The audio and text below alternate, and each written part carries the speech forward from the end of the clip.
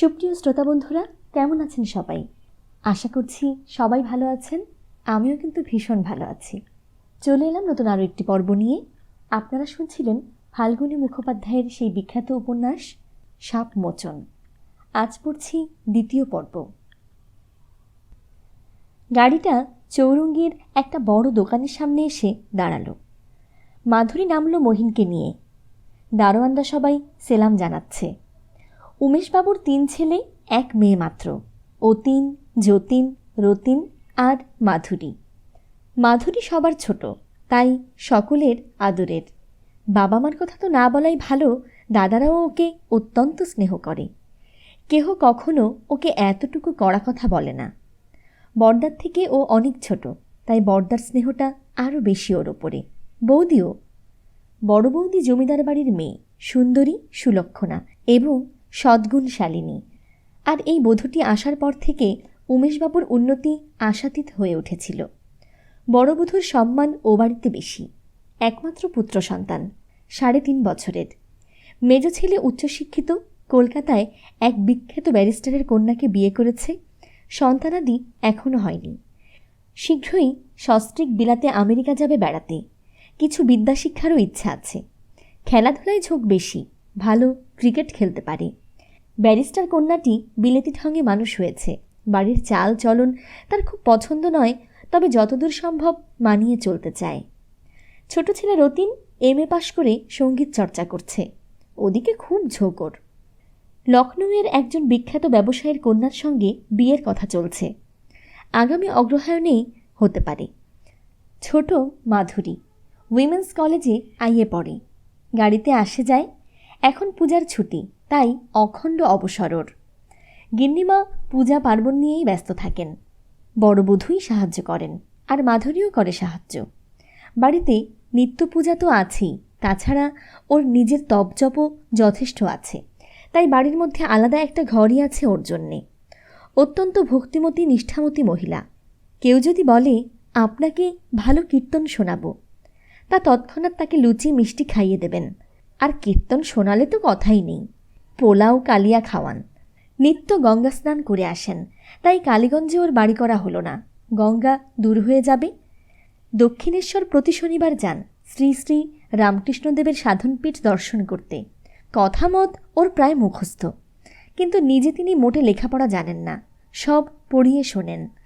কেউ যদি গিয়ে বলে আপনাকে কথামৃত পড়ে শোনাবো, তার তখনই ওখানে নিমন্ত্রণ হয়ে গেল খাবার। পাড়ার কত চালাক ছেলে মেয়ে ওর এই দুর্বলতার সুযোগ যে নেয়, তার ইয়ত্তা নেই। এইবার পুজোর আগে পাড়ার ছেলে মেয়ে এসে বলল, জ্যাঠাইমা বা কাকিমা মাসিমা যা হোক সম্বোধন করে মহিষমদিনী অভিনয় হবে। মায়ের মহিষাসুর বধলীলা আপনাকে না শোনালে আমাদের পুজোই মিথ্যে হয়। মহা খুশি হয়ে তিনি 100 চাঁদা দিলেন এবং নবমীর দিন রাত্রি জাগরণ করে শুনে এলেন গিয়ে যাত্রা। বললেন, নিজের ছেলে না করেছে, তাই ভালো, খুব ভালো হয়েছে। অবশ্য এজন্য পাড়াতে ওর অত্যন্ত সুনাম। আপদে বিপদে ওর কাছেই লোক ছুটে আসে। সাহায্য তিনি করেন যথেষ্ট। কলকাতার শহরে এরকম গিন্নি আধুনিক যুগে দুর্লভ। এজন্য সকলেই বলে মা ভগবতী। সংসারটা সুন্দর, কোথাও কোনো কলঙ্ক চোখে পড়ে না। বাইরে থেকে শুধু মেজ বউটার চালচলন ও বাড়ির পক্ষে একটু বেমানান, কিন্তু সে খবর বাইরের লোকের জানবার কথা নয়। তার বিস্তর বন্ধু নারী এবং পুরুষ। টেনিস একটু না খেললে রাত্রে তার ঘুম হয় না। রাত্রে মোটরে চড়ে ক্লাবে তাকে যেতেই হয়। 3খানা খবরের কাগজ সে সকাল থেকে পড়ে। রান্নাবান্নার প্রায় কিছুই জানে না। চায়ের লিকার ঠিক করে দিলে কোনো রকমে কাপে ঢেলে দুধ চিনি মিশিয়ে দেয়। এছাড়া মাঝে মাঝে শৌখিন রান্না করে। বন্ধুদের দেওয়া পার্টি পিকনিকে যায় আর ইংরেজি গান শিখে রেকর্ড বাজায়। বিদ্যায় MA, ইংরেজি কথা মুখ ফরফর করে বলতে পারে। বই যা পড়ে সব ইংরেজি। বাংলার কোনো লেখকের নাম বোধহয় ওর জানা নেই, এক রবীন্দ্রনাথ ছাড়া। রবীন্দ্রনাথকে জানে কারণ ছোটবেলায় দিনকতক শান্তিনিকেতনে পড়তে গিয়েছিল। তারপর ওর বাবা ওকে দার্জিলিংয়ের মেম স্কুলে পড়ায়। কিন্তু একেবারে বিদেশি করে তোলা কেন? দেশি কর্তব্য কে জানে। যতীনের সঙ্গে ক্রিকেটের মাঠে ওর আলাপ হয়, পরে বন্ধুত্ব, তারপর লাভ ম্যারেজ। নইলে উমেশবাবু ও বাড়ির ছেলে বিয়ে দিতেন না। এই বধূটিকে নিয়ে সংসারে যা একটা ভাবনা, ঘর না ভাঙে, নইলে ভাইরা স্নেহপরায়ণ বড়দার ওপর সবাই নির্ভর। আর বড়দাও অতিশয় ভালোবাসেন ভাই বোনদের। বড় বধূর তো কথাই নেই, সাক্ষাৎ লক্ষ্মী। মাধুরীকে নিয়ে একটু গণ্ডগোল আছে, সবার ছোট এবং সকলের অদূরে, তাই ওর মন মেজাজ বোঝা কঠিন। কিন্তু ছেলে মানুষ দাদারা ওর বক্তব্যের মধ্যেই আনে না, বলে ও আমাদের আরেকটা ভাই, ওর যা খুশি করবে, কেউ কিছু বলে না ওকে। ওর বিয়ের চিন্তা কেউ কখনো করেনি। বয়স প্রায় 18, বিয়ে হলে কিন্তু মন্দ হয় না। মেজ বৌদির বন্ধু কুমার সাহেবের বেশ একটা লোভ আছে ওর দিকে, কিন্তু মাধুরী গ্রাহ্য করে না তাকে। এমনকি কুমার যেদিন আসে, মাধুরী সেদিন এ তল্লাটে থাকে না। ছোটদার এক বন্ধু আছে সুশীল, বড়লোকের ছেলে, গান বাজনার শখ। না, মাধুরী তার দিকে ফিরেও চায় না। আর একজন আছে বড় বৌদির ভাই, নাম বরুণ। সুন্দর চেহারা, বলিষ্ঠ, শিক্ষিত, সদালাপি। সবাই ভাবে হলে বেশ হতো, কিন্তু যার জন্যে এসব চিন্তা তার কোনো সাড়া পাওয়া যায় না। ছোট থেকে মানুষ করেছে বড় বউ, ওকে মেয়ের মতো স্নেহ করে। মাধুরী সুখী হলেই বড় বউ সুখী হবে। শোন রে ছোটদি, আজ মার সঙ্গে দক্ষিণেশ্বর যেতে পারবি? আমি তো যাবই, তুইও চল না। ওখানে তোর জন্যে ভালো বরের প্রার্থনা করব। আমার জন্যে বর চাই না, অভিশাপ পাও তো কুড়িয়ে এনো। আমি আজ রতিনদাকে নিয়ে ইশাখার গান শুনতে যাব বলে মাধুরী চলে গেল। দক্ষিণেশ্বর পৌঁছে ঠাকুর দর্শন, শ্রী শ্রী রামকৃষ্ণদেবের মন্দির ইত্যাদি দেখে জপ সমাপন করে ফিরল। রাত তখন 10টার ওপর, কিন্তু মাধুরী মহেন্দ্র তখনও ফিরেনি। বড় বৌদি বলল, এখনও ফেরেনি মাধু? বাবা, মেয়ে যা হোক। তোমার তাতে কি? বড়দা বলল কথাটা শুনে। আমার কিছু না, কিন্তু বোনটি বড় হয়েছে বুঝলে, মেয়েরা অত রাত অবধি বাইরে থাকবে। মাধুরী তোমার মতন ছিচকাদনে মেয়ে নয়, যার কাজ তাকেই সাজে। স্বামী মাধুরীর দোষ দেখবে না, জানা বড় বৌদির। হেসে বলল, বিয়ে টিয়ে দিতে হবে না বোনের? না, বিয়ে ওর খুশি যখন হয় করবে, টিয়ে একটা পেলে দেখতাম। টিয়ে নিজেই জোগাড় করে নিয়েছে ওই মহেন্দ্রকে, বলে হাসল বড় বৌদি। বেশ তো, কিন্তু খারাপ নয়, বলে বড়দা চলে গেল খাওয়া শেষ করে। আর সব খেয়েছে, বাকি মাধুরী, মহেন্দ্র আর বড় বৌদি স্বয়ং। কিন্তু শাশুড়ি ওপর থেকে বললেন, তুই খেয়ে নে মা, ওরা যখন আসবে খাবে, তুই কচি ছেলের মা, রাত জাগলে অসুখ করবে। নিরুপায় হয়ে বড় বউ খেয়ে শুতে গেল। তখনও মাধুরীরা ফেরেনি। আশ্চর্য তো, এমন কি শুনছে ওরা 12টা বাজে। বড় বউ ঘুমিয়ে গেল। কে জানে মাধুরী আর মহেন্দ্র কখন ফিরছে। 5-7 বিঘে ধান জমি মাত্র। দেবেন্দ্রর বছরের ভাতের চালটা কোনো রকমে হয়, কিন্তু পরনের কাপড় আর নুন তেল মশলার জন্য নগদ কিছু দরকার, কাজেই নিত্য অভাব লেগেই আছে। খিড়কির ডোবাটায় আগে কিছুমাত্র মাছ হতো, ধারে কিছু শাক বেগুনও, কিন্তু দীর্ঘকাল সংস্কার না হওয়ায় এখন আর 12 মাস জল থাকে না, আর শাক বেগুনের চাষ করবার লোকাভাব। অন্ধ দেবেন্দ্র পেরে ওঠেন না, অতএব তবুও এবছর কিছু মাছ ছাড়া হয়েছে। আর পুকুরের জলে কলমিলতা বপন করেছে খোকনের মা। লতাটা বেশ বড় হয়ে উঠল, ওরই শাক প্রায় প্রতিদিন রান্না হয়। ওদিকে পাড়ে একটা আমড়া গাছ আছে, তার অম্বল হয় রোজই। এই উপাদান দিয়ে কোনো রকমে অন্ন উদরস্থ করতে হয় ওদের, কিন্তু অভ্যাস হয়ে গেছে। পুরনো বাড়ি, পেছনের অংশটা অব্যবহার্য, ইঁদুর চামচিকের বাসভূমি। সামনের দিকটাই একটু ভালো আছে, তারই কয়েকখানা ঘর আর উঠোনটুকু নিয়ে এই পরিবারটি। বাইরের ঘরটায় দেবেন্দ্র প্রায় সারা দিন বসে থাকেন চৌকিতে। যে কেউ আসে এই ঘরে বসে। মাঝে মাঝে সেতার, তানপুরা, মৃদঙ্গ বাজাতেন দেবেন্দ্র, কিন্তু তানপুরাটাই ভেঙে গেছে। সেতারটা প্রায় অব্যবহার্য, কাজেই তার সেই অবলম্বনটুকু নাই আর। এখন খালি গলায় 2-একটা গান মাঝে মাঝে ধরেন। খোকনের গান বাজনার বড় ঝোঁক। ওইটুকু ছেলে তবলার চাটি শুনলেই দৌড়বে সেখানে। রাত জেগে গান শুনতে চায়, ভাঙা কেনেস্তার বাজিয়ে বোল শেখে। গলাটা অত্যন্ত মিষ্টি, এরই মধ্যে 2-একটা শ্যামা বিষয়ক গান শিখে ফেলেছে। কিন্তু ওকে শিক্ষা দিতে যন্ত্রপাতির দরকার, তার অভাবে কিছু করা যাচ্ছে না। দেবেন্দ্র অনেক ভেবে চিনতে আজ সকাল থেকে খোলাটা নিয়ে পড়েছেন। কীর্তন শেখাবেন, খোকন বসে বসে দেখছে এবং সাহায্য করছে। অন্ধ বাপের ওই এখন বন্ধু। গ্রামের 2জন লোক এসে দাঁড়ালো। স্বাগতম জানিয়ে দেবেন্দ্র বললেন, কি খবর চাকলাদার মশাই? ও পাড়ায় মাহুমায়া লতায় আজ একটু গান বাজনা হবে, তাই তোমাকে যেতে হবে ভাই দেবেন। আমার ছেলে এসে নিয়ে যাবে আর দিয়ে যাবে। সে তো আনন্দের কথা, তা বাইরের কেউ আসবে নাকি? হ্যাঁ, ভুরশুশুরি ওস্তাদ কালীচরণ আসবে, আমাদের বিপিন আছে আর তুমি রয়েছ। তাহলে এই কথাই রইল, কেমন? না, তেমন কিছু নয়। ভালো কথা, মহেন্দ্র কোথায়? সে কলকাতায় গেছে, কিছু একটা চেষ্টা। চিঠি পাইনি এখনো, ভাবছি। ভাব নাকি, চিঠি পাবে। আচ্ছা আসি এখন, বাবুদের বাড়ির দু একজনকে বলতে হবে। বলে চলে গেলেন ওরা। দেবেন্দ্র খোলটা সারবার চেষ্টা করতে করতে ভাবতে লাগলেন, একদিন এই বাড়িতেই গানের কত আসর বসত, আর আজ তাকে যেতে হবে ও পাড়ায়। কিন্তু দুঃখের কি আছে, ওরা সব মনে করে ওকে ডেকেছেন, এই তো যথেষ্ট। গরিবকে কে আর মনে রাখে? বহুদিন ভালো গান বাজনা শোনেননি, আজ শুনতে পাবেন ভেবে আনন্দিত হয়ে উঠলেন মনে মনে। এই গ্রামে সঙ্গীত চর্চা একদিন খুব ছিল, এখন প্রায় নাই বললেই হয়। এখন পরচর্চা এবং পরের অনিচিন্ত ছাড়া আড্ডা প্রায়ই জমে না। যাকগে, তানপুরাটা কোনো রকমে সারিয়ে খোকনকে গান শেখাতে হবে। পড়াশোনায় ছেলেটার বুদ্ধি খুব, কিন্তু গান শেখানো দরকার। গ্রামের ফ্রি প্রাইমারি স্কুলে পড়ে সে, মাইনে লাগে না, ও বিষয়ে কিছু ভাবনার নেই। পড়ার বইও জোগাড় করা হয়েছে, তাছাড়া ওর মা ঘরে পড়ায়, তাই খোকনের খেলায় ধুম খুব বেশি। গান বাজনা হবে শুনেই বলল, আমি যাব বাবা। হ্যাঁ যাবি, মা যাবে না তো? না, আয় তোকে স্বর মাত্রা শেখাবো, বলে আরম্ভ করে দিলেন মুখে মুখে। খোকনের আগ্রহ অত্যন্ত বেশি, আর এত সহজে বুঝতে পারে যেন মনে হয় পূর্বজন্মের সংস্কার। সা রে গা মা সমানে চালিয়ে যাচ্ছে ওর বাপের সঙ্গে।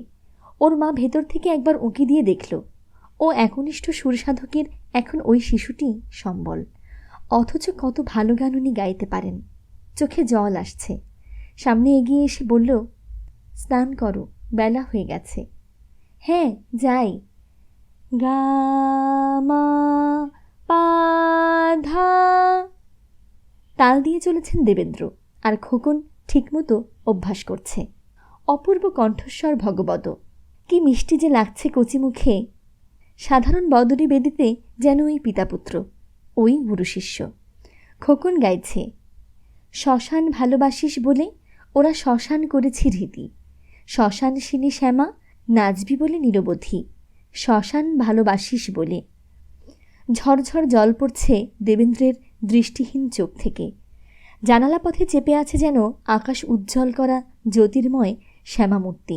দেখছেন, গাইছেন, আর কিছু ধন নাই মাচিতে, চিতার আগুন জ্বলছে চিরে, চিতাভস্য চারিভিতে, রেখেছি মা আশিস যদি। থামো, এটুকু ছেলেকে গান কেন শেখাচ্ছ? বলল খোকনের মা। মরণকালে গাইবে গো, আমার আর কদিন, ওর মুখে গান শুনতে শুনতে। থামো তো, তোমার পায়ে পড়ি। থামো বলে ছুটে এসে মুখে হাত চাপা দিল। খোকন অবাক হয়ে বড় বড় চোখ দুটো দিয়ে দেখছে। বাবা মার এরকম ব্যাপার ও আর দেখেনি। কি এমন হলো যে বাবা কাঁদছে আর মা চুপ করাচ্ছে? সে ভাবল আজ সকালে জলখাবারের জন্য মা কই কিছু দিতে পারেনি, তাই কাঁদছে বাবা। বলে বসল, আমার খিদে পায়নি মা, দুটো ডাসা পেয়ারা খেয়েছি রাজুদের বাড়িতে। চুরি করে? দেবেন্দ্র প্রশ্ন করলেন। না বাবা, রাজু দিয়েছিল। আর একটা আতা, আতাটা পাকা নয় তাই রেখে দিয়েছি, পাকলে খাবো, কাল পেকে যাবে। সকালে কারো বাড়ি যাস নে খোকন, মা বলল। ওদের ছেলেপেলেরা সব ভালো খাবার খায়, তুই কেন ভিখিরির মতো গিয়ে দাঁড়াস বাবা, যাস নে। না মা, রাজুর দুধ মুড়ি খাওয়ার পর আমি গিয়েছিলাম, আর যাব না, গান শিখতে হবে ভোরবেলা, বাবা বলল। হ্যাঁ, ভোরবেলা গলা সাধবে, এখন স্নান করে ভাত খাবে। এবার মা ওকে উঠিয়ে নিয়ে গেল। ওইটুকু ছেলে সকাল থেকে 12টা পর্যন্ত কিছুই খায়নি। দুটো ভাত রেঁধে দিতে পারত, কিন্তু কাঠ কয়লা কিছু ছিল না। শেষে পিছনের দালানের একটা পুরনো কড়িকাঠ ছড়িয়ে উনুন জ্বালতে হলো। বেলা তখন অনেক হয়ে গেছে। নগদ পয়সা হাতে থাকলে কিছু কিনে দেয়া যেত, কিন্তু যা ছিল মহেন্দ্রকে দেওয়া হয়েছে ট্রেন ভাড়া বাবদ। দেবেন্দ্র সবই জানেন, কিছু বলেন না, বলে লাভ তো নেই। পূজা সেরে খেতে বসলেন। মাসকলাইয়ের ডাল, ভাত আর আমড়ার অম্বল। বাড়ির শাক অবশ্য পাতের এক কোণে ছিল একটু, ওতেই হলো। কিন্তু খোকনের বড্ড কষ্ট হয়, কোনো রকমে খায়, যাকে বলে পেটের জ্বালা। দৈন্য মানুষেরা আসে, কিন্তু এদের যেন অতিরিক্ত মাত্রায় এসেছে। কিন্তু যেদিন মহেন্দ্র রোজগার করবে সেদিনই তো সংসার সচ্ছল হয়ে উঠবে। দুঃখের দিন শেষ হয়ে আসছে। আহারের পর একটু বিশ্রাম করার অভ্যাস। দেবেন্দ্র চৌকিতে শুয়ে চোখ বুঝছেন। খোকন বাইরে রোয়াকে বসে সা রে গা মা সাধছে। হঠাৎ পিয়ন তাকে কি যেন বলল। খোকন 3 লাফে ভেতরে এসে বলল, বাবা, ও বাবা, টেলিগ্রাম নাকি? কাঁপছেন দেবেন্দ্র উদ্বেগে। আগে হ্যাঁ বাবু, টেলিগ্রাম, মানি অর্ডার 50 টাকা। বলতে বলতে গ্রামের পোস্টম্যান সাগরময় এসে ঢুকল ভেতরে। ঘাম দিয়ে জ্বর ছুটল যেন। মানি অর্ডার, টেলিগ্রাম নয়। আহ! আনন্দে চোখে জল এসে পড়ল দেবেন্দ্রের। মহিন টাকা পাঠিয়েছে। কোথায় টাকা পেল, কি করে পাঠালো কে জানে। কোনো খবর নয়, এই যথেষ্ট। ফর্মখানা হাতে দিয়ে দেবেন্দ্র বললেন, আমারই নাম আছে তো সাগর, কোথায় সই করতে হবে দেখিয়ে দাও। আগে চিঠিও আছে একখানা, বলে সাগর একটা পোস্টকার্ড দিল। চিঠিখানা আগে পড়ল খোকনের মা। মহিন ভালো আছে। উমেশবাবু তাকে পুত্রবৎ গ্রহণ করেছেন। এই টাকা তিনি পাঠাচ্ছেন খোকনের জন্য। চাকরিও তিনি একটা করে দেবেন শীঘ্রই। 50 টাকা একসঙ্গে অনেক দিন দেখেননি দেবেন্দ্র। হাত পেতে নোটখানা নিলেন। কিন্তু এটা একজনের দান, সাহায্য, মহিনের রোজগারের টাকা নয়। যতটা আনন্দ ওর হওয়া উচিত ছিল তা হলো না। তবু মহিন ভালো আছে সেখানে। আর উমেশবাবু ধনী হয়েও তাদের ভুলে যায়নি, এই সান্ত্বনা। খুশিই হলেন তিনি। মহিন লিখেছে খোকনের যেন রোজ আধাসের দুধের ব্যবস্থা করা হয়। ছেলেটা ঠিকমতো বাড়তে পারছে না খাদ্যাভাবে। হাসলেন দেবেন্দ্র। দুধ স্বপ্নের ব্যাপার তার বাড়িতে। কিন্তু স্বপ্ন কেন, মহিন রোজগার করবে। দুধ অমন অসম্ভব কথা কি? টাকাগুলো স্ত্রীর হাতে দিয়ে আবার শুলেন। মাথাটা এখনও ধরে রয়েছে। ডাকপিয়ন বিদায় হয়ে গেছে। মানি অর্ডার আর কুপন আর চিঠিখানা রয়েছে বিছানার এক পাশে। খোকন মার সঙ্গে ভেতর বাড়িতে গেছে। একা দেবেন্দ্র শুয়ে। কিন্তু আর ঘুম আসে না। কত চিন্তা, কত অতীতের স্মৃতি, কত ভবিষ্যতের স্বপ্ন যে ওর মনের আনাচে কানাচে ঘুরতে লাগলো তার সংখ্যা নেই। নিশ্চুপ কিছুক্ষণ পড়ে থাকলেন। তারপর উঠে ভেতরে গেলেন দেয়াল ধরে ধরে। স্ত্রীকে গিয়ে বললেন, 1 টাকা সত্যনারায়ণের পূজার জন্য রেখে বাকিটা খরচ করো। তোমার একখানা কাপড় বড় দরকার, দয়ালকে ডেকে আনতে পাঠিয়ে দিও। আচ্ছা, তুমি উঠে এলে কেন? কিচ্ছু না, এমনি মনটা অস্বস্তি লাগছে। কেন তা জানে অপর্ণা। টাকাগুলো নিতে হলো দারিদ্র্যের তাড়নায়, নিরুপায় হয়ে। নইলে ক্ষেত্রনাথের পুত্র দেবেন্দ্র কারো অর্থ সাহায্য জীবনে গ্রহণ করেননি। আর এই জন্যেই তিনি উমেশবাবুকে কোনো খবর পর্যন্ত দেননি তার দুঃখ দুর্দশার। মহেন্দ্র জেদ করে গেল, নইলে তাকে ওখানে তিনি পাঠাতেই চাননি। অপর্ণা বলল, উনি আমাদের লোকই তো, টাকা দিয়েছেন, ক্ষতি কি? মহিন চাকরি পেলেই আর কারো সাহায্য নিচ্ছি না আমরা। নিজের মনে করে তিনি দিয়েছেন, মনে অশান্তি কেন আনছো তুমি? অশান্তি নয় অপর্ণা, অসহায় বোধ করছি। মহিনের রোজগারের 5 টাকা এলে আমি হয়তো আনন্দে নাচতাম। আসবে 5 টাকা কেন, 500 আসবে মহিনের। কত কষ্টে মানুষ করা ছেলে আমার মহিন। সে তো বসে থাকার ছেলেও নয়, কুঁড়েও নয়। যাক, কাপড়টা আনিয়ে নাও, বলে তিনি ফিরে যাচ্ছেন। অপর্ণা বলল, তোমার তানপুরার তারও আনতে দেব, কীরকম তার চাই বলে দাও না। অকস্মাৎ ফিরে দাঁড়ালেন দেবেন্দ্র। না অপর্ণা, ওটা মহিনের রোজগারের টাকা, এলে কিনবে। এই বংশের গৌরববাহী যন্ত্রে আমি পরের দানের স্পর্শ ঘটাব না। চলে গেলেন। জানে অপর্ণা স্বামীর স্বভাব, ভাঙবে তো নুইবে না। কঠোর কঠিন সংযমী পুরুষ, নির্লোভ নিরহংকার, কিন্তু কোথাও তার বংশগৌরব ক্ষুণ্ণ হতে তিনি দিতে চান না। একান্ত অসহায়। আজ তিনি অন্ধ, অন্ন বস্ত্রহীন, নইলে হয়তো এ টাকা তিনি ফেরত দিয়ে দিতেন। দয়ালকে ডাকতে হলো না, অমনি সে আসে। পাড়ার পরোপকারী যুবক অকাতরে পরের জন্য শরীর ব্যয় করতে প্রস্তুত। এসে বলল, কাকিমা, কিছু দরকার আছে? হ্যাঁ বাবা, একখানা শাড়ি এনে দিতে পারবি? হ্যাঁ, টাকা দাও, আর রেশন কার্ডটা। অপর্ণা টাকা দিয়ে বলল, খুব মিহি কিনিস না বাবা, মাঝামাঝি দেখে আনিস, যেন টেকে। খোকনের জন্য প্যান্ট। আর কি? দয়াল প্রশ্ন করল। না আর কি, একটা রবারের বলপাস তো আনবি খোকনের জন্য। দয়াল হয়তো সন্ধ্যা নাগাদ ফিরবে, কিন্তু তানপুরার তারটা কেনা হলো না। হলে উনি বাজাতে পারতেন, সকাল সন্ধ্যায় একটা কাজ অন্তত পেতেন। খোকনের শেখা হতো, উপায় নেই। অপর্ণা নিঃশ্বাস ফেলে গৃহকর্মে মন দিল। খোকন খিড়কি পুকুরের পাড়ে বাগান করেছে, চাপা দোপাটি আর সন্ধ্যামণি ফুলের গাছ লাগিয়ে। করবি, সুলঙ্ক আর গাদা আগে থেকেই ছিল ওখানে। বাগানের মাঝে গোটা কয়েক ভাঙা ইট জড়ো করে বেদি বেঁধেই তার উপর শাহজাদা বাদশার মতো বসে গান ধরেছে। কেষ্ট ঠাকুর কালো হলো, গোরা হলো, গোরা হলো রাধা। সন্ধ্যা হয়ে আসছে। হঠাৎ শুনতে পেল বাবাকে ডাকতে এসেছে মহামায়া মন্দিরে গান বাজনার আসর থেকে। এক ছুটে ভিতরে এসে দাঁড়ালো। ও যাবে সেখানে। অপর্ণা ওর ছেঁড়া প্যান্ট খুলে নতুন প্যান্ট পরিয়ে দিল। আনন্দে খোকন চলে গেল বাপের সঙ্গে গান শুনতে। আসরটা মন্দ হয়নি ওখানে, অনেক লোক এসেছে। দেবেন্দ্র ওস্তাদ সবাই খাতির করে বসালেন। গান আরম্ভ হলো। খোকন তালে তালে ঘাড় দোলাচ্ছে।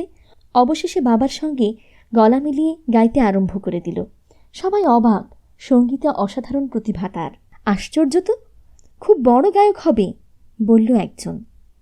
কি করে হবে শেখবার অবস্থা নেই, দেবেন্দ্র বললেন। আপনি শুধু সারেগামা শিখিয়ে দিন, তারপর ও নিজেই শিখে যাবে। সঙ্গীত বড় শক্তিবিদ্যা, বললেন দেবেন্দ্র, কিন্তু আশায় আনন্দে ওর চোখ জলে ভরে উঠল। খোকা বড় গায়ক হবে, ঈশ্বরের আশীর্বাদ হয়ে দাঁড়াবে তার জীবনে। জুতো জামা কাপড়ে মহেন্দ্র প্রায় অভিজাত হয়ে উঠেছে। চেহারাটা তো ঈশ্বর দত্ত, কিন্তু আচার ব্যবহার নিতান্ত দিনহীনের মতো না হলেও ধনী সন্তানের মতো মদগর্ব আসছে না। বহু ব্যাপার আছে এই সমাজে, যা যত্ন করে শিখতে হয়।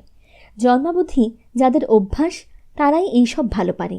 মহেন্দ্র নিতান্তই পল্লীবাসী, তাকে কাঁটা চামচেতে খাওয়া শেখাতেই যথেষ্ট সময় লাগবার কথা। কিন্তু মাধুরী অসাধারণ ভালো মাস্টার, তার পাল্লায় পড়ে মহেন্দ্রকে শিখতে হচ্ছে। সেদিন গান শুনে বহুরাত্রে ফিরল মহেন্দ্র মাধুরী। খেয়েই এসেছিল, তাই বাড়ির খাবারের আর খোঁজ করল না। মহেন্দ্র তার নির্দিষ্ট ঘরে কম্বল পেতে শুল, কিন্তু অতি ভোরে মাধুরী নয়, বড় বৌদি এসে বলল, তোমার যোগাভ্যাস আপাতত তুলে রাখো ঠাকুরপো, ওর দেরি আছে, এ জন্মে হবার আশা কম। যোগাভ্যাস নয় বৌদি, মহেন্দ্র তাড়াতাড়ি শয্যা ত্যাগ করতে করতে বলল, বদভ্যাস করতে চাই না। ভালো বিছানায় শোয়া বুঝি বদভ্যাস? হ্যাঁ বৌদি, পুরুষ যেখানে সুখ শোবে, যা পাবে তাই খাবে, যেভাবে হোক থাকবে, পৃথিবীতে তাকে কর্মের জন্য পাঠানো হয়েছে। ওরে বাপরে, একেবারে পতঞ্জলি ঠাকুর। কিন্তু তোমার শরীর খুব ভালো নয় ঠাকুরপো, কাল তোমার বড়দা বলেছিলেন তোমার শরীরটা আগে সারা দরকার। আমি খুব সুস্থ মানুষ বৌদি, আপনি ভুল করছেন। বড়দাকে বলবেন দেখতে লম্বা আর রোগা হলেও আমি অসম্ভব খাটতে পারি। উঠল মহেন্দ্র, নিজের হাতে কম্বল বালিশ গুটিয়ে তুলে রাখল। মুখে চোখে জল দিল এবার। কাল কেমন গান বাজনা হলো? বড় বৌদি শুধল, ভালো, তবে দেখলাম খাঁটি রাগরাগিনীর দিকে প্রায় কেউ এগোলো না। আজকালকার মানুষ খাঁটি কিছুই চায় না ঠাকুরপো। নাও উঠে মুখ ধুয়ে এসো তো, বাবা মা বসে আছেন চা নিয়ে। মাধুরী কোথায়, ঘুমোচ্ছে? কথাটা অকস্মাৎ অতর্কিত বেরিয়ে গেল মহিনের মুখ থেকে। না, হেসে উঠল বড় বৌদি, মাধুরী ভালোই আছে, ভোরে স্নান ওর অভ্যাস, তারপর ঠাকুর ঘরে যায়, এখনও সেখানেই আছে, নাও মুখ ধো। মহেন্দ্র আর কিছু না বলে বাথরুমে ঢুকল। কিন্তু বৌদি কেন হাসলেন? অমন ব্যাকুলভাবে মাধুরীর কথাটা না শুধলেই ভালো হতো, কে জানে কি ভাববেন। অত্যন্ত বুদ্ধিমতী এই বৌদি, এত বড় সংসার ওর নখাগ্রে রয়েছে, অথচ কী বা বয়স। বড় বৌদির চোখকে ফাঁকি দেওয়া অতিশয় কঠিন। ফাঁকি দেবার মতো কী এমন দুষ্কর্ম করেছে মহেন্দ্র? না, কিছু না। আশ্বস্ত হয়ে মুখ ধুয়ে এলো, চা খেতে গেল। তারপর গিন্নি আর উমেশবাবু বসে আছেন। মহেন্দ্রকে দেখেই গিন্নি বললেন, ভালো ঘুম হয়েছিল বাবা? চোখ লাল কেন দেখাচ্ছে? না, ঘুমিয়েছি তো, বলে মহেন্দ্র বসল। মাধুরী এখনও আসেনি ঠাকুর ঘর থেকে, ওখানে ও কী করে কে জানে। ওর এখন ঠাকুর ঘরে অত সময় দেওয়ার বয়স নয়। কিন্তু মহেন্দ্র ভাবল জিজ্ঞেস করবে মাধুরীকে। ইতিমধ্যে ছোটদা রতীন্দ্র এসে বলল, আমাদের অলকা ক্লাবে কাল তুমি গেলে না মহিন? মাধুটাকে এত করে বললাম তোমায় নিয়ে যেতে, কোথায় গিয়েছিলে তোমরা?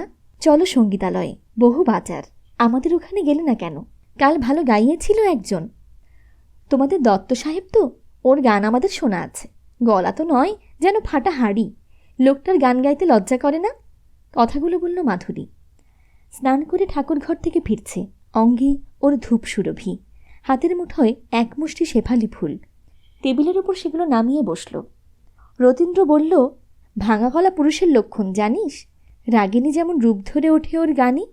ওরে বাবা, সে তাহলে রাগিনী নয়, বাঘিনী বলে মাধুরী চা ঢালতে লাগলো।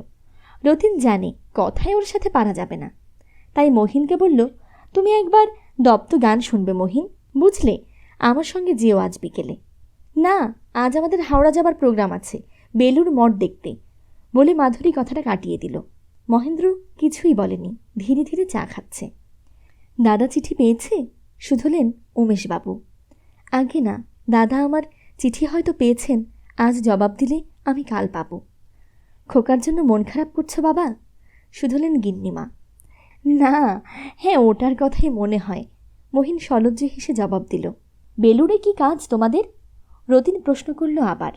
কাজ এমন কিছু না, দেখতে যাব, আজ গেলেও হয় কাল গেলেও হয় বলল মহেন্দ্র। আজ যেতে হবে, আমার প্রোগ্রাম বদলায় না। মাধুরীর গলার স্বর দৃঢ় এবং উত্তেজনাপূর্ণ। আচ্ছা বাপু যা, বেলুড়ে যা, রামকৃষ্ণ মিশনে যোগ দিলেই তো পারিস বলে রতীন বিরক্ত হয়ে উঠে গেল। যেতে যেতে আবার বলে গেল, মনে করেছিলাম ক্লাবে টেলাবে নিয়ে একটু ভদ্র করে দেব, 5 জনের সঙ্গে পরিচয় করিয়ে দেব, তা তো তুমি হতে দেবে না। থাক অমনি জঙ্গলি ভূত হয়ে। শহরের মামদো থেকে জঙ্গলি ভূতেরা অনেক ভালো জবাব দিল মাধুরী। ওরা পিঠে পিঠি ভাই বোন, ঝগড়া প্রায়ই লেগে আছে ওদের, কিন্তু সে ঝগড়ায় স্নেহের অভাব নেই। ছোটদা খুবই ভালোবাসে মাধুরীকে, যেখানে যায় নতুন কিছু ওর জন্য কিনে আনে। সেই লখনৌ থেকে একটা পুতুল কিনে আনলো। ও নিয়ে খেলবার বয়স পার হলাম ছোটদা, তোমার খুকির জন্য রেখে দাও। তুই এখনও যথেষ্ট খুকি আছিস, নে নে বলছি। ছোটদা ওর ঘরে দিয়ে গেল ওটা। খুশি হলো মাধুরী খুবই, কিন্তু মুখে কথা বলতে ছাড়ল না। বলল, আমাকে ওরা খুকি বানিয়ে রাখবার চক্রান্ত করছে।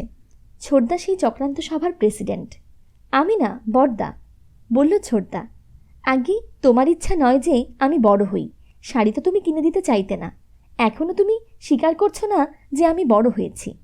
হোসনি বলে ছোটদা চলে গেল। ভাই বোনের এই ঝগড়া বেশ লাগে অন্য সকলের। ওরা সবার ছোট, সকলের স্নেহভাজন, তাই সবাই উপভোগ করে কথা কাটাকাটি। কিন্তু মহেন্দ্র ব্যাপারটা অন্য চোখে দেখল। মাধুরীর মতো বয়সের মেয়ে তার চোখে ছোট নয়, বরং যথেষ্ট বড়। ওর বিয়ে এখনও হয়নি। মহিনের কাছে প্রথম প্রথম এটা অত্যন্ত বিসদৃশ লেগেছিল। এই কদিনে অবশ্য সয়ে গেছে এবং সে বুঝেছে যে আধুনিক যুগে এটাই চলছে। কিন্তু রতীন যেভাবে মাধুরীর সঙ্গে ঝগড়া করতে পারি, যতখানি সহজে তার বেশি ধরে টান দিয়ে চটটা চাপড়টা লাগিয়ে দেয়, মহেন্দ্রর পক্ষে তা সম্ভব নয়। কিন্তু কেন? রতীন ওর সহোদর, আর মহেন্দ্র নিতান্ত অনাত্মীয়, না হলেও বন্ধুপুত্র।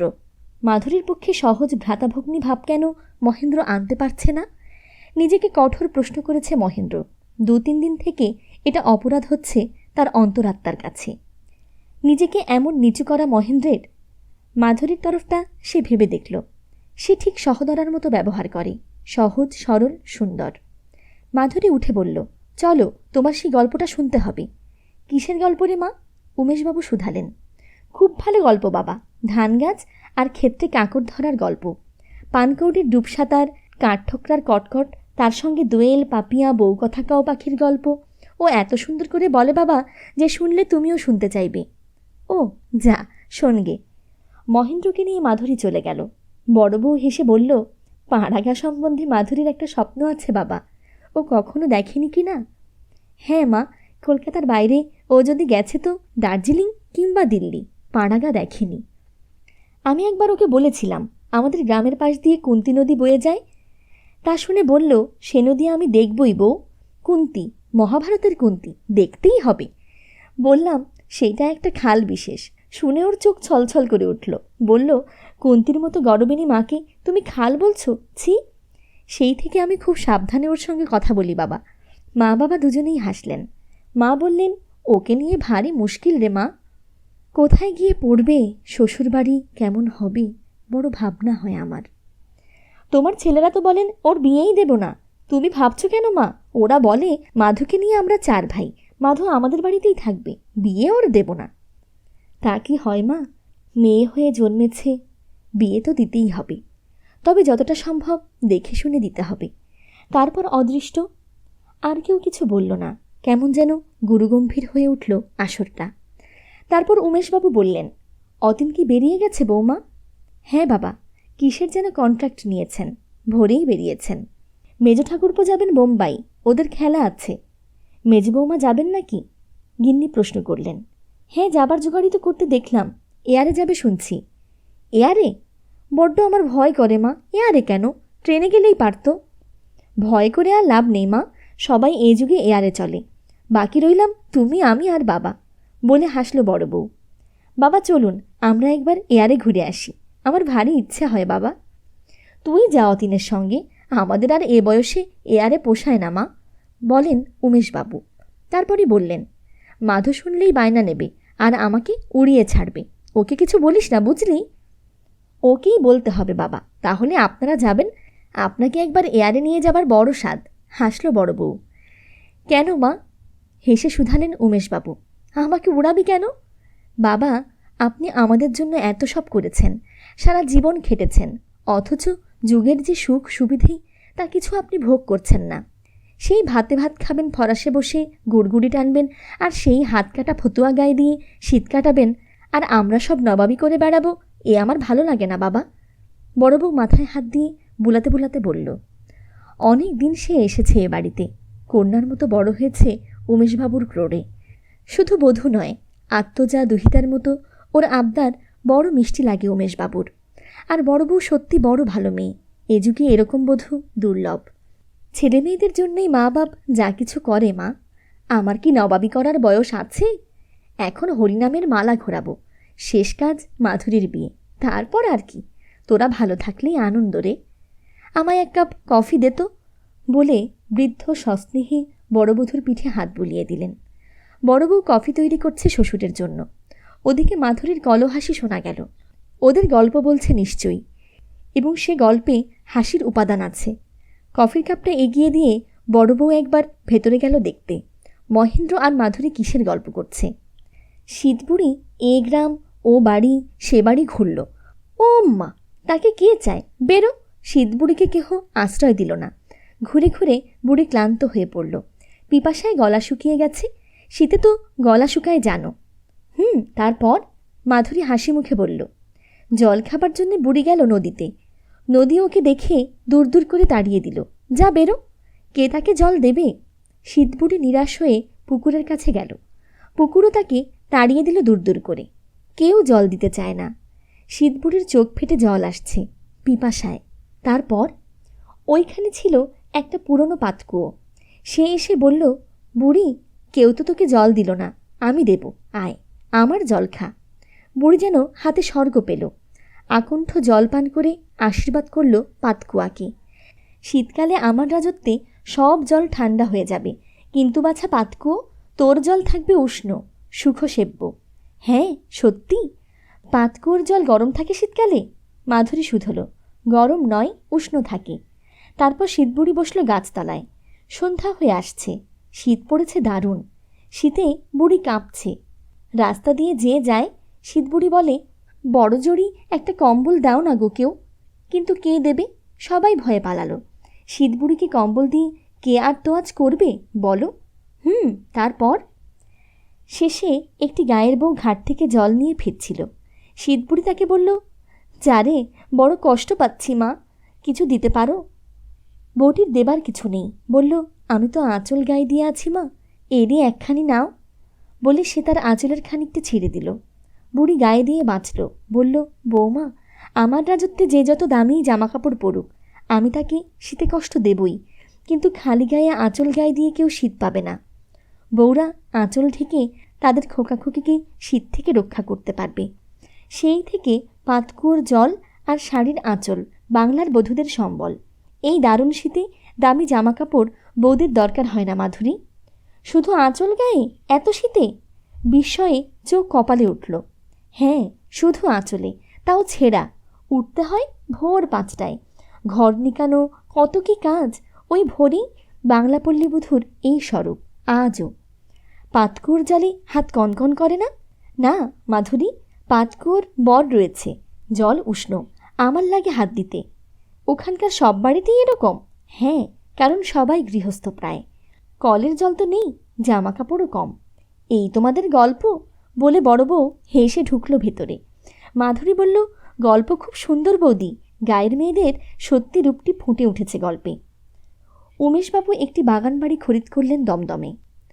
বিরাট বিস্তীর্ণ উদ্যান, কৃত্রিম ঝর্ণা, পুকুর এবং তার সঙ্গে একখানি বাড়ি। কে জানে কবে কোনো এক শৌখিন ধনী এই সুন্দর উদ্যান তৈরি করেছিলেন। প্রায় 50 বছরের প্রাচীন এর জীবনের ইতিহাস। হয়তো সে সময় বাইজি নাচে বিশাল এই সুরম্য কানন অপবিত্র হতো, কিন্তু আজ কোনো চিহ্ন নাই, বরং বাড়ির বহু ভগ্ন বাগান। মেরামতে কদর্য মূল্যবান প্রস্তর মূর্তির অনেকগুলো স্থানভ্রষ্ট, তথাপি বাগানটা এখনও সুন্দর। বর্তমানে কেউ আর বাগান বাড়ি কেনে না। উমেশবাবুও কিনতেন না, কিন্তু বাগানটার মালিক আর্থিক দুর্দশায় পড়েছেন, তাই উমেশবাবুকে তিনি ধরে পড়লেন। অতঃপর বাগানটা নিয়ে কি করা যায় উমেশবাবু ভাবছিলেন। অকস্মাৎ মেজ ছেলে যতীন বললে, আমরা ওই বাগানটায় পিকনিক করতে যাব একদিন। বেশ তো, যেও। উমেশবাবু আনন্দিত হয়ে উঠলেন। এতগুলো তার ছেলে মেয়ে, বাগান বাড়ি তো দরকারি, বাগানটা কিনে ভালো করেছেন। তারপর কলকাতা শহর যেমন বাড়তে আরম্ভ করেছে, কে জানে কবে ওই বাগানে ঠেকবে, আর তখন ওই জমি হাজার হাজার টাকায় বিক্রি হবে, একটা সম্পত্তি হয়ে রইল। মনে মনে এসব হিসাব নিকাশ করছিলেন উমেশবাবু। হিসাব করা তার অভ্যাস। হিসেবই না হলে এত বড় সম্পদের মালিক তিনি হতে পারতেন না। বড় ছেলে এসে ঢুকল। উমেশবাবু তার পানে প্রশ্নসূচক দৃষ্টিতে তাকালেন। মহেন্দ্রকে টাইপ করার কাজটা শিখতে বললাম বাবা। বেশ তো, আর শর্ট হ্যান্ডও। উমেশবাবু সানন্দে বললেন, না বাবা, ইংরেজি খুব কম জানে, শর্ট হ্যান্ড পারবে না। কে? সেই ছোকরাটার কথা বলছেন? বলতে বলতে কুমার এসে দাঁড়ালেন, হাতে টেনিস র্যাকেট, পরনে খেলোয়াড়ের সাজ, মুখে উপেক্ষার হাসি। বলল, শর্ট হ্যান্ড না শিখলে টাইপ শেখার কোনো মানেই হয় না। ওতে কি হবে? 30 টাকা হবে, ওতেই হয়ে যাবে। টেনিস ক্রিকেট না দেখলে, বিলেতি ঢঙে না চললে ওতেই দুবেলা দুমুঠো হতে পারে। বলে মাধুরী এসে দাঁড়ালো বাপের পেছনে। বাবাকে বলল, আজ আমি একটা ঘরোয়া সাহিত্য আসর বসাবো বাবা, তোমাকেও থাকতে হবে। সাহিত্য আসর? উমেশবাবু বুদ্ধিহারা হয়ে উঠলেন। কাকে কাকে নিমন্ত্রণ করেছিস? বাংলার খ্যাতনামা কয়েকজন সাহিত্যিক আসবেন। বর্তমান সাহিত্য নিয়ে আলোচনা হবে। ব্যাপারটা এতই অভিনব আর এ বাড়িতে এতই আকস্মিক যে উমেশবাবু এবং অতীন ও কুমার বিস্মিত হয়ে গেল বিশেষ রকম। কিন্তু কুমার কোনো ব্যাপারে নিজেকে ছোট মনে করে না। 8 মিনিট ভেবে বলল, সুন্দর প্রস্তাব, আমাদের খেলাটা আজ না হয় মুলতবি থাক। আপনারা নিশ্চিন্তে খেলা করুন গে, ওখানে আপনাদের কোনো কাজ নেই। তোমাকে তাহলে নিমন্ত্রণ করা হলো বাবা, বলে মৃদু হেসে চলে গেল মাধুরী। নৃপেন্দ্রনারায়ণ বেশ ক্ষুণ্ণ হলো বোঝা গেল, কিন্তু উপায় নেই, মাধুরীর কথাই ওই ধরনের। তথাপি ওই তরুণীর প্রতি আকর্ষণ দুর্বার। দুঃসহ অজয়কে জয় করবার সাধনাই সে করেছে। মাধুরীর অন্তর তাকে লাভ করতেই হবে, কিন্তু আপাতত কিছু করবার নেই। ওদিকে লনে খেলোয়াড়গণ এসে জুটল। কুমার র্যাকেটখানা ঘোরাতে ঘোরাতে বাইরে গেল। অতীন বলল, মাধু কুমারকে মোটেই সইতে পারে না বাবা। তাহার আর কি করা যাবে, যাকে সইতে পারবে তাকেই আনবি। সে তো নিশ্চয়ই, যতদিন ওর মতো না হবে ততদিন বিয়ের কথা থাক বাবা। ও এখন সাহিত্য সঙ্গীত এই নিয়ে বেশ আছে, থাক। তবে বড় হয়ে উঠল অতীন। না বাবা, এমন কিছু বড় হয়নি, বলে চলে গেল। বৃদ্ধ তারপর কিছুক্ষণ বসে বসে ভাবতে লাগলেন। ছেলে মাধুরীকে অত্যন্ত স্নেহ করে, তার মৃত্যুর পরেও মাধুরীর কোনো অসুবিধা হবার নয়। তথাপি কিছু নগদ টাকা আর দমদমের ওই বাগানখানা তিনি মাধুরীকে দিয়ে যাবেন। মাধুরীর বিয়ে যদি এর মধ্যে হয় ভালো, না হলেও খুব বেশি আটকাবে না। তাতে কি হবে, না হবার কারণ কিছু নেই। কুমারকে না চায় অনেক কুমার মাধুরীর জন্য পাওয়া যেতে পারে। ওদিকে বড় ঘরটায় সাহিত্য আসর পাতা হচ্ছে। 3-4টি মেয়ে, ওরা সকলেই মাধুরীর বান্ধবী, কলেজে পড়ে, পাড়ারও আছে। আর রয়েছে মহিন, গান হবে, তারও আয়োজন করা হচ্ছে। এ ঘর থেকে দেখতে পেলেন উমেশবাবু। ব্যাপারটা বেশ ঘোরালো করে তুলেছে মাধুরী। ওদের আলোচ্য বিষয় বর্তমান সাহিত্য, কিন্তু সাহিত্য সম্বন্ধে উমেশবাবু কোনো খোঁজখবর রাখেন না। বাড়িতে একটা ছোট লাইব্রেরি আছে, মাসিক পত্রও আসে কয়েকখানা, কিন্তু সেসব মাধুরীর সম্পত্তি। বড় জোর ছোট ছেলে রতিন মাঝে মধ্যে যায় সেখানে। বড় বৌমাও বই নিয়ে যায়, কিন্তু মাধুরীদের ওতে নজর খুব কম। প্রায় সব সময় ঘরটা তালাবদ্ধ থাকে। 4-5 জন অতিথিকে সঙ্গে নিয়ে মাধুরী ঢুকল এই ঘরটায়। এরাও তাহলে সাহিত্যিক হবেন। আর বসে থাকা চলে না, উমেশবাবুকে উঠতে হলো অভ্যর্থনার জন্যে। গিয়ে স্বাগত সম্ভাষণ জানালেন তাদের। গান হলো, মাল্যদানও হলো, এবার আলোচনাও হবে। উমেশবাবু একসময় সরে পড়লেন, কিন্তু টেনিস খেলোয়াড়ের দলকে দল এসে ঢুকলো ওখানে। 5-7 জন লোক, কুমার নৃপেন্দ্র নারায়ণও। আসনে বসলেন তারা। জনৈক সাহিত্যিক বক্তা বলতে লাগলেন, বর্তমান বাংলা সাহিত্যে যে ধারা দেখা যাচ্ছে তাতে মনে হয় রবীন্দ্রোত্তর সাহিত্য একটা বলিষ্ঠ গতি লাভ করেছে। এই যুগের জনসাহিত্য মানুষের মনের সঙ্গে এর সংযোগ, নিবিড় মানুষের আবেষ্টনের সঙ্গে অনুরঞ্জন গভীর এবং গাঢ়। রবীন্দ্রনাথ নিজেই বলেছেন, যে কবির বাণী লাগি কান পেতে আছি, যে আছে মাটির কাছাকাছি। মাটির কাছাকাছি থাকা সেই কবিদের আবির্ভাব আজ ঘটছে। ব্যাপারটা অমনি জটিল, অবদ্ধ আর অনালোচিত যে কুমারদের দলে বিশেষ সুবিধা পাচ্ছিল না। প্রায় শেষ হয়ে আসছে, আর কেউ কিছু বলবেন কিনা প্রশ্ন করলেন সভাপতি মশাই। অকস্মাৎ কুমার বলে উঠল, সাহিত্য সম্বন্ধে আমরা মহিনবাবুর কাছ থেকে কিছু শুনবার আশা করি। মহেন্দ্র একধারে চুপচাপ বসেছিল। তার প্রতি এমন একটা আদেশ আসবে সে মোটেই আশা করেনি। সভাটা ঘরোয়া, কাজেই রুচিবিরুদ্ধতার কথা ওঠে না, কিন্তু সভাপতি মশাই মহেন্দ্রর পানে তাকালেন। মহেন্দ্র উঠল। অকস্মাৎ আমার উপরে এই আদেশ আমি আশা করিনি। বিদ্যা আমার অত্যন্ত কম, সাহিত্য সম্বন্ধে জ্ঞান তার থেকেও কম, তথাপি আমার মতো আমি যথাসাধ্য বলবার চেষ্টা করছি। বর্তমান জগৎযুদ্ধের বিপর্যয়ে ব্যাধিগ্রস্ত জগৎ শুধু বলিষ্ঠ আর বিচিত্র সাহিত্যই চাইছে না, বহির্মুখী চিন্তাকে আজ আবার কেন অন্তর্মুখী করার জন্যে একটা অনুপ্রেরণা জেগেছে মানুষের। নির্জন গৃহকোণের শুদ্ধ ধ্যান, মোহনতার যে শান্তি, যে সুরভি, যে সুখাবেশ, তাকে মানুষ উপেক্ষা করছে বলিষ্ঠ আর বহির্মুখী বৈচিত্র্য দিয়ে। কিন্তু যুদ্ধ বিধ্বস্ত পৃথিবী আজ যেন আবার অন্তরের আত্মচেতনাকে জাগিয়ে তুলতে চায়।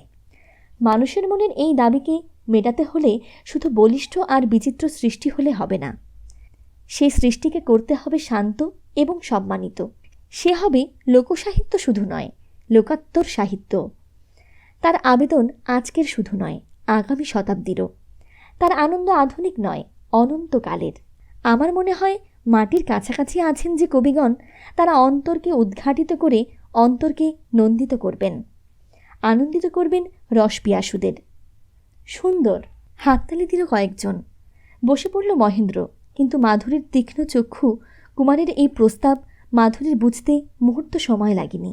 কিন্তু ওই ছোট লোকটা জব্দ হয়ে গেল। শান্ত সুন্দর হাসি ফুটল মাধুরীর মুখে। অতঃপর সভাপতির অভিভাষণের পর জলযোগের ভুরি পরিমাণ আয়োজন। মহেন্দ্রর সঙ্গে আলাপ করলেন তারা এবং বললেন, মহেন্দ্রর সংক্ষিপ্ত ভাষণ সুন্দর হয়েছে। মাধুরী তাকালো কুমারের দিকে, কিন্তু কুমার তখন কাটলেটখানা কাটতে ব্যস্ত। পাশে বসা ডেইজিকে অনুচ্চস্বরে কী যেন বলছে। ডেইজি ওর বান্ধবী, টেনিস খেলার সঙ্গিনী এবং ওদের পাড়াতেই বাস করে। বছর 24 বয়স, এখনও বিয়ে হয়নি। সাহিত্যিকরা আহারাদি করে চলে গেলেন। মহেন্দ্র মাধুরী ওদের এগিয়ে দিল। তারপর মহেন্দ্র গেল নিজের ঘরে, মাধুরী গেল মার পূজার ঘরে। ওখানে টেনিস খেলোয়াড়দের আলোচনার সভায় ওরা আর ফিরে এলো না। কুমারদের দল আশা করেছিল ওদের ফেরবার, কিন্তু কই, অনেকক্ষণ তো হয়ে গেল। অতএব ওরাও উঠল। কুমারের অন্তরটা কেমন যেন বিষাদিত হয়ে উঠেছে। ওই নগণ্য যুবক, বিদ্যাহীন, স্বাস্থ্য সামাজিকতাহীন, একটা তুচ্ছ ব্যক্তি, কুমার নৃপেন্দ্রনারায়ণ কি তার কাছে হেরে যাবে? কিন্তু হারালো কোথায়? নিজেকে আশ্বস্ত করবার চেষ্টা করতে করতে কুমার গিয়ে গাড়িতে উঠল। পাশেই ডেইজি। গাড়ি চলে যাচ্ছে। ডেইজি বলল, ছোকরাটা কে? ওই শেষে বক্তৃতা দিল। ওদের বাড়ির একটা পরগাছা, চাকরির জন্য বসে আছে। ছেলেটা বেশ বলতে পারে তো। হ্যাঁ, এবার কংগ্রেস নির্বাচনে ওকে কাজে লাগাবো। আপনি দাঁড়াচ্ছেন নাকি? দাঁড়াবো। ওকে প্রোপাগান্ডার জন্য নিযুক্ত করতে হবে। ভালো হবে, ওর বুদ্ধি আর বলবার ক্ষমতা দুটোই আছে। তৃতীয়টা নেই। বলে কুমার গাড়িটাকে মোড় ফেরালেন। সেটা কি? বল, শারীরিক শক্তি, বলে সুস্পষ্ট হাত দিয়ে স্টিয়ারিং ঘোরাচ্ছেন কুমার সাহেব। গাড়িটাকে অনাবশ্যক জোরে চাপিয়ে দিলেন। সাহিত্যবাসর শেষ হওয়ার পর মহেন্দ্র নিজের ঘরে এসে বসল। ভাবতে লাগল, সে তো বেশ বলতে পারে। অল্পক্ষণের জন্য হলেও কথাগুলো সে খুব মন্দ বলেনি। নিজেকে এতখানি অসহায় ভাববার কোনো কারণ নেই। তার ভিতর এমন একটা শক্তি রয়েছে যে তাকে সকল সাহায্য করছে। নিজের এই শক্তিটা সম্বন্ধে সে কোনোদিন সচেতন ছিল না। এ যেন তার কাছে একটা আবিষ্কার। কিন্তু উৎফুল্ল হতে পারল না মহেন্দ্র। তার বক্তৃতা মাধুরী ওকে আক্রমণ করবে অথবা একান্তভাবে এগিয়ে যাবে ও বিশেষ কোনো কথাই তুলবে না। মাধুরীর মনের গঠনটা এতটা অদ্ভুত কেন হলো বুঝতে পারে না মহেন্দ্র। এ বাড়িতে আরও তো অনেকে আছেন, কিন্তু মাধুরী এদের মধ্যে থেকেও যেন স্বতন্ত্র। ওর সঙ্গে এদের কারও মেলে না। মাধুরীর মনে মহেন্দ্রের বক্তৃতা কী কাজ করেছে ভেবে আবিষ্কার করা সম্ভব নয় মহেন্দ্রের পক্ষে। তার সঙ্গে দেখা হলে তখন বোঝা যাবে। তাই মহেন্দ্র কাব্যপাঠ আরম্ভ করে দিল। এখানে আসার পর থেকে ওর পড়াশোনার সুবিধা হয়েছে প্রচুর। সঙ্গীত চর্চারও সুযোগ মিলেছে। কিন্তু ওর যেটা সারা মন প্রাণ দিয়ে চাইছে সেই চাকরি এখনও পায়নি। টাইপরাইটিংটাও শিখছে মহেন্দ্র, তার সঙ্গে বুককিপিংও। হয়তো চাকরি তার একটা শীঘ্রই হয়ে যাবে। কিন্তু এ বাড়ির কেউই তার চাকরির জন্য বেশি মাথা ঘামায় না। শুধু মাধুরীই বলে, মাঝে মাঝে চটপট কাজ শিখে ফেলো, চাকরি বাকরি করতে হবে তোমার। মহেন্দ্র রবীন্দ্র কাব্য পড়ে প্রতিটি পংক্তির ব্যঞ্জনা রসাপ্লুত করে বিস্মিত বিমুগ্ধ করে তোলে। গড়গড় করে তাই সে পড়ে না, ধীরে ধীরে রস আস্বাদন করে পড়ে। এটা ওর বরাবরের স্বভাব। কিন্তু অত ধীরে পড়ায় অপর কাউকে শোনানো যায় না। তাই মাধুরী বলে, আবৃত্তি তোমার দ্বারা হবে না মহিন্দা। না হোক, আবৃত্তির জন্য কাব্য হয়নি বলে মহেন্দ্র পড়ে চলে। কী জন্যে তবে লেখা হয়েছে প্রশ্ন করে মাধুরী। রসপিপাসুর অন্তরকে পরিতৃপ্তি করতে। কাব্য সকলের জন্য নয় মাধুরী। বিমুগ্ধ জনই কাব্য সম্ভব করতে পারে। দেবীর করুণা কাব্য ব্যতীত অনুভব হয় না। মাধুরী তীক্ষ্ণ কণ্ঠে শুধোয়, যথা অন্তর হচ্ছে আহুরি বচন, আনন্দলোক কবি বিচরণ। কবির এই যে কথাটায় একটা আনন্দলোক রচিত হয়েছে, পৃথিবীর কটা মানুষ সেখানে পৌঁছতে পারে বলো তো? আমি তো কোনো লোকই খুঁজে পাচ্ছি না, না আনন্দ না নিরানন্দ, তবে ভাষার তুবড়িবাজি দেখা যাচ্ছে। মাধুরী তর্ক করতে চায় মহেন্দ্রকে রাগিয়ে। ওই জন্যেই তা অরসিকেশু রহস্য নিবেদন করতে মানা বলে মহেন্দ্র পাশ কেটে একেবারে চুপ মেরে যায়। কিন্তু মাধুরী তখনও গুঞ্জন করতে থাকে আপন মনে। অরসিকের মধ্যে রস না আনতে পারলে কবিতা হলো না, হলো কচুপোড়া। বেগুন ভোজন করার লোক আর বেলফুল উপভোগ করার মধ্যে তফাৎ আছে মাধুরী। অর্থাৎ আমি বেগুন বিলাসী আর তুমি বেলফুল বিলাসী, দুটোরই কিন্তু জন্ম এক জায়গায়, মাটিতে। অতএব এখানে আমরা আত্মীয়, কেমন? হ্যাঁ, যেন অন্যের সঙ্গে সম্পর্ক কদলীপত্রের। সৌন্দর্যের চপট ভরে না, তারপর ভাতের গাড়ি দরকার। বেলফুলে পেট ভরে না, বেগুনও চাই, চাই। চাকরির চেষ্টা করো, রোজগার করো, তারপর কথা হবে। এরকম তর্ক হয় ওদের মধ্যে। আজও সভাভঙ্গের পর মহেন্দ্র নিজের ঘরে এসে পড়তে বসেছে। রবীন্দ্রকাব্য মনটা রক্তাপ্লুত হয়ে উঠেছে। সুতরাং অন্য চিন্তা ভুলে গেছে মহেন্দ্র। বিশ্ব যেন ওর কাছে বিলুপ্ত হয়ে গেছে। জেগে আছে এক কবি অন্তরের অনাস্বাদিত অনুভূতি, আনন্দের জ্যোতির্ময় রূপায়ণ। মহেন্দ্র পড়ছে, নিঃশব্দ চরণে উষা নিখিলের সুপ্তির দুয়ারে দাঁড়িয়ে একাকী রক্ত অবগুণ্ঠনের অন্তরালে। উষা নয়, আমি বড় বৌদি। উষার আসতে দেরি আছে, এই রাত মাত্র 10টা। ও, মহেন্দ্র হাসল। এই বিঘ্ন ওর ভালো লাগেনি, কিন্তু কিছু বলার নেই, ও এদের আশ্রিত। কিন্তু বড় বউ বুঝল, হেসে বলল, খেতে ডাকতে এলাম ঠাকুরবো, চলো। কি এমন মশগুল হয়ে পড়ছিলে? বই ওটা, উষা অনিরুদ্ধ? না বৌদি, রবীন্দ্রনাথ বলেছেন। থেমে গেল মহেন্দ্র। কি বলেছেন? প্রশ্ন করল বড় বৌদি হেসে। কি অপরূপ কথার ব্যঞ্জন! বৌদি বলেছেন রাত শেষ হয়েছে, ভোর হলো, পূব আকাশে লাল হয়ে উঠছে আলো। এতগুলো বলেছেন তিনি। বেশ তো বলেছেন, তোমার বৌদি এসে ওই রকম বলবে। খাবে এসো। শুনুন বৌদি, কি অপরূপ কথার ব্যঞ্জন! ওভাবে কথাগুলো তিনি বলেননি। বলেছেন, নিঃশব্দ চরণে উষা নিখিলের তৃপ্তির দুয়ারে দাঁড়ায় একাকী রক্ত অবগুণ্ঠনের অন্তরালে। না বৌদি, অবগুণ্ঠন মানে ঘোমটা। ভোরের আকাশকে তিনি অবগুণ্ঠনের সঙ্গে। কিন্তু মহেন্দ্র দেখতে পেল দরজার প্রান্তে মাধুরী প্রদীপ্ত চোখে তাকিয়ে রয়েছে। কথাটা আর শেষ করতে পারল না। মহেন্দ্র তাড়াতাড়ি বলল, থাক বৌদি, চলুন, খেতে দেবেন, বলে বইটা রেখে উঠে পড়ল। মাধুরী নিঃশব্দ পদসঞ্চার কখন চলে গেছে দেখতে পেল না আর। খেয়ে এসে মহেন্দ্র শোবে, দেখল বিছানার চাদরখানা ঝেড়ে পেতে দিচ্ছে মাধুরী। নিশ্চুপে দাঁড়িয়ে থাকল মহেন্দ্র। মাধুরী কাজ শেষ করে বলল, শো, যেখানে সেখানে যা তা কথা বলা বন্ধ করো তুমি। কেন, কি বললাম? ভয়ে ভয়ে মহেন্দ্র তাকালো ওর পানে। অত ভয় পাবার কিছু নেই, উলুবনে মুক্তা ছড়িও না, বুঝলে? তোমার এই কাব্যব্যঞ্জনা বড় বৌদি কি বুঝবেন? তিনি মা জাতীয় জীব। তার সমস্ত শরীর মন ইন্দ্রিয় আচ্ছন্ন করে জেগে আছে শুধু মাতৃত্ব। ওখানে উষার অভিসারের কথা একেবারেই অবান্তর। নিঃশব্দে চরণে উষা আসছে তোমার কাব্যমণিকোঠার দরজা ঠেকতে, এ ব্যাপারে ওকে কোনো দিন বোঝানো যাবে না। তোমার পেটের দরজা উনি খুলতে পারে। শো। চলে গেল মাধুরী। মহেন্দ্র তার পেছনটা দেখল। ওকে তো আর এখন ডাকা যাবে না। ও প্রতিভক্তিতে সেটা প্রকাশ হচ্ছে, কিন্তু মহেন্দ্রকে জিজ্ঞেস করতে তীব্র ইচ্ছা জেগেছিল। উষার এই অভিসারের কথা মাধুরী কতখানি বুঝেছে। কাব্য লিখে আনন্দ পূর্ণ হয় না, পড়েও যদি না হয়, কোনো অনুভূতিশীল শ্রোতার সঙ্গে সে রস বন্টন করে ভোগ করা যায়। মাধুরী কি অপূর্ব রস উপলব্ধি করতে পারে? পারে, তার কথাতেই সেটা প্রকাশ পেয়েছে। কিন্তু মাধুরীর মনের গভীর জটিলতা অতল বারিধির তলদেশের মতোই স্তব্ধ, নিথর। কি ভাবল, নিজের চিন্তাটা নিজেই যেন বুঝতে পারছে না মহেন্দ্র। ওর মতে অন্য কেউ যেন চিন্তা করছে ওর সম্বন্ধে। সে সর্বশেষ জানে, এবং অনেক বেশি জানে। কে সে? মহেন্দ্রর অন্তরাত্মা হয়তো। সুপ্রিয় শ্রোতা, এই ছিল আজকের পর্বটি। পরবর্তী পর্বটি পেতে কথামানবী ইউটিউব চ্যানেলটি সাবস্ক্রাইব করে পাশে থাকা বেল আইকনটি অন করে নিন। আর আমাদের কাজগুলো ভালো লেগে থাকলে লাইক, কমেন্ট, শেয়ার করে বন্ধুদের মাঝে ছড়িয়ে দেবার অনুরোধ রাখছি। আপনারা আপনাদের পছন্দের উপন্যাস শুনতে চাইলে কথামানবীকে কমেন্ট করে জানাতে পারেন। সকলে খুব ভালো থাকুন, সুস্থ থাকুন, আনন্দে থাকুন, নিরাপদে থাকুন। নিজের জন্যে বাঁচুন, নিজের আপন মানুষদের জন্যে বাঁচুন। অনেক অনেক শুভকামনা জানিয়ে আজকের মতো এখানেই শেষ করছি।